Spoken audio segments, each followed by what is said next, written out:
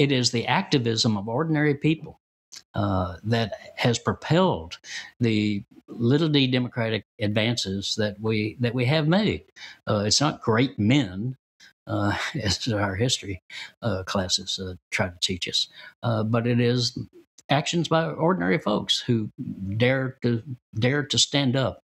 And that same continuum, though, is one of deja vu all over again, as Yogi Berra put it. And that's what we've seen in this this recent trial in Minneapolis. Derek Chauvin. I just read this little piece here that, and this is from Dr. Kenneth Clark, who's noted psychologist who did a lot of work on racial justice sort of issues. And back in 1967, he said, "I read that report." The report being the Kerner Commission report on civil rights, civil disorders. We had an interview not very long ago with Fred Harris, who was the co-chair of the Kerner Commission, and issued a report that said we are two societies unequal. And Kenneth Clark said, "I read that report, and it was as if I were reading the report of the Investigating Committee of the Harlem Riots in 1935, or of the Investigating Committee on the Harlem Riots of 1943, or the report of the McCone Commission on the 1965 Watts riot. I must again, in candor, say to you, it's kind of Alice in Wonderland, with the same moving picture shown over and over again, the same analysis, the same recommendations, and the same inaction." Do you have some hope, Maurice, that maybe we're breaking through with something here? Well, I picked the wrong profession, and I picked the wrong the wrong sort of way of life if I didn't have tremendous hope in me. What is also true as it relates to this case and the verdict is that I feel two things. I feel a sense of happiness, and I'm glad that the people that loved George Floyd, that they could experience some modicum of closure, and that this verdict might help them through the process of healing that they have to go through, right? And it's going to be a long process of grief and healing that them and their communities and the people that loved him the most have to go through. And at the same time, I'm really clear that one verdict in one instance does not change a system.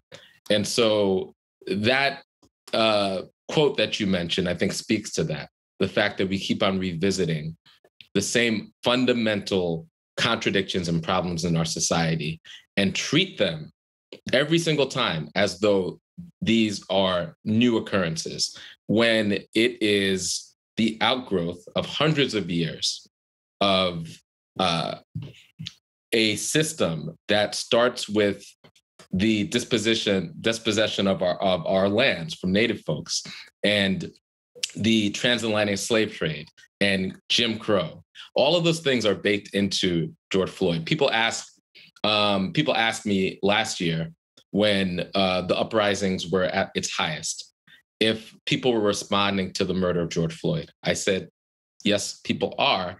And people are responding to, at that point then, 4 months of the unique way that the COVID-19 policing regime was hurting Black folks. If you remember, in the same city, there were white folks who were flouting the public health guidance, and there were young Black folks who were getting abused by police because they weren't wearing masks. So I said, it's also that pent-up rage of the unique way that policing is hurting us in our own communities.